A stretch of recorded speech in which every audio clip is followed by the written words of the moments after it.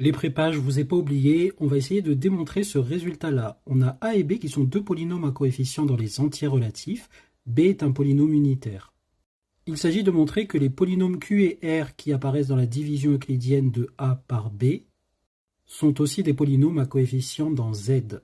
Alors attention, a priori, comme ça n'est pas évident, puisque l'existence de la division euclidienne se fait sur un corps dans R ou dans C.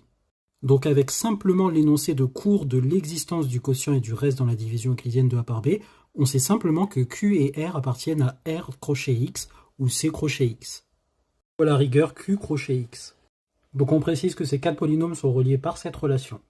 Écartons tout d'abord un cas trivial, c'est que si le degré de B est strictement plus grand que le degré de A, alors dans cette division euclidienne Q est égal à 0 et R est égal à A. Et donc bien sûr, Q et R sont bien à coefficient dans Z. Donc ici, on se concentre simplement sur le cas où le degré de B est inférieur ou égal au degré de A. Et on va faire ça par récurrence sur le degré de A. Je vous laisse faire l'initialisation en commentaire pour n égale 0 et n égale 1, où n est le degré de A, et moi j'attaque directement l'hérédité. D'ailleurs qu'on est sur une récurrence forte.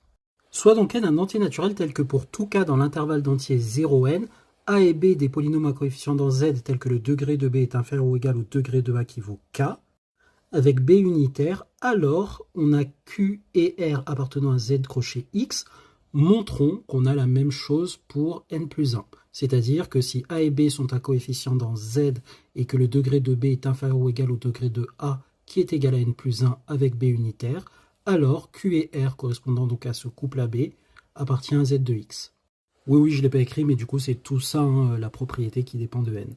On a donc l'égalité que A est égal BQ plus R, avec le degré de R qui est strictement inférieur au degré de B par propriété de la division euclidienne, le degré de B étant inférieur ou égal au degré de A qui vaut n plus 1. Étant donné que A est de degré n plus 1, cette égalité nous indique que ce polynôme-là est aussi de degré n plus 1. Et le degré ne peut pas venir de R puisque le degré de R est strictement inférieur à n plus 1. Donc le terme de degré n plus 1 apparaît ici. Et nécessairement, ça va être le terme de plus haut degré de B multiplié par le terme de plus haut degré de Q. Ainsi, je peux écrire cette égalité de cette façon. Pourquoi? Parce que par hypothèse, B est unitaire, donc son terme de plus haut degré a un coefficient 1, et j'appelle son degré P. Et j'appelle le reste B', qui pour l'instant est simplement un polynôme à coefficient dans R ou C. Nécessairement, le coefficient dominant de A apparaît ici devant le x puissance n plus 1 moins P qui est dans Q.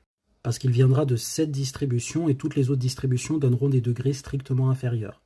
Donc j'ai bien ceci ici, plus Q', un polynôme à coefficient dans R ou dans C, et le degré de Q' est strictement plus petit que ça. Je pose donc